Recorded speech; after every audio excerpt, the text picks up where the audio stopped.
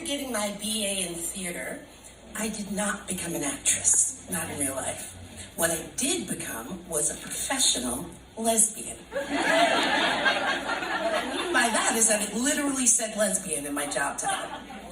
And then I met Cheryl at a gathering for a mutual friend's birthday party. It was in a restaurant. There were about 14 of us there. And immediately she and I had chemistry.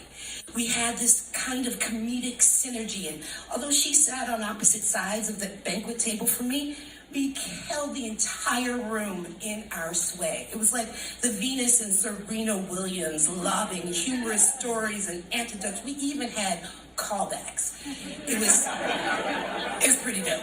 So when she came up to me at the end and introduced herself and said that she was a filmmaker and had a film project and did I want to play the part of her best friend, it seemed like the most natural thing in the world to say yes. So she sent me the script, the shooting schedule, and I took off about 2 weeks for being a professional dyke, and I packed my bags and I went to Philly where we shot the film. And it was an indie film, so that means on the cheap. So my housing was a spare room in the home of a friend who knew somebody who worked in the movie. The shooting schedule was largely from 11 p.m. to 5 a.m. because location fees were cheapest. And the costume designer relapsed on heroin before the movie even started, and so my entire wardrobe consisted of a pair of overalls. But nonetheless, I was undaunted and excited, and I showed up the first day on my mark in my overalls with my eyebrows plucked for the very first time. They called action. I said my first line, and I heard, cut! I turned and looked at the camera confused, and out from the side popped the head of another black lesbian. Are you sensing a theme here? And she said, what are you doing? And I said, say my first line. She said, who are you talking to? Cheryl, who's standing right there. And then she motioned with her hand for me to come and join her at the camera. So I walked over, and then she said, do you see this? And she pointed to a little monitor, maybe 2.5 by 3 inches, and I'm probably grossly overestimating how big it was, because that shit was tiny.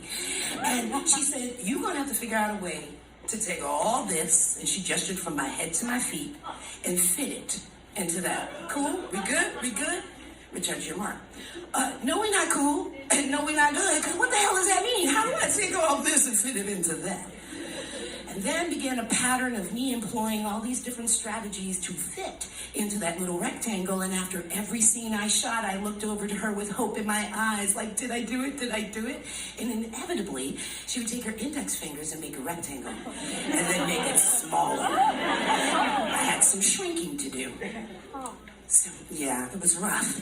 So when I finished the experience, I got back to New York and I was defeated and depleted. I had no idea what kind of movie they were going to make from what we shot, but they worked some kind of magic and produced a thoroughly watchable film. It did really well in the festival circuit, got picked up for distribution. Recently, it was on Turner Classic Movies. And the first time I watched the movie, I remember shrinking down in my seat, like really embarrassed, because not only is it hard to watch and hear yourself back, but also I could tell which scenes were shot on the day that I decided the way to fit was to go slow.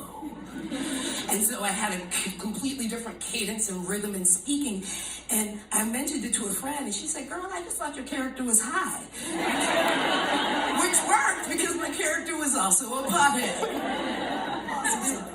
And Congress accused her of using her National Endowment for the Arts monies to make porn. That's how provocative the sex scenes were. And no, I was not a part of that.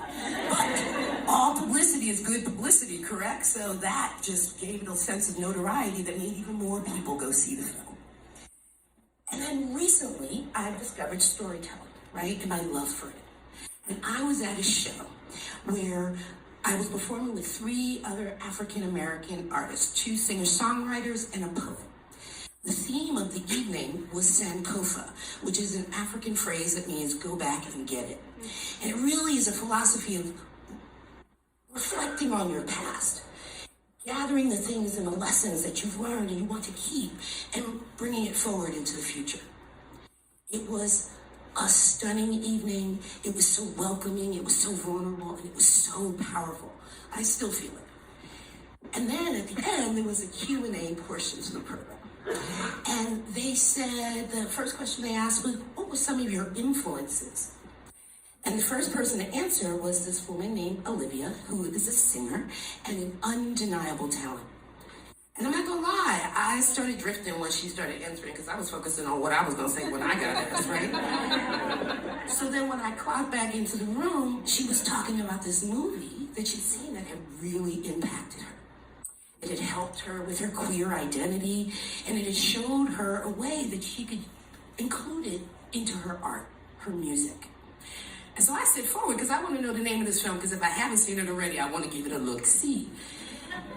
And then she said the name of the movie that I had made so long ago, and said that she was humbled to be sharing the stage with somebody who had been part of the movie, meaning me.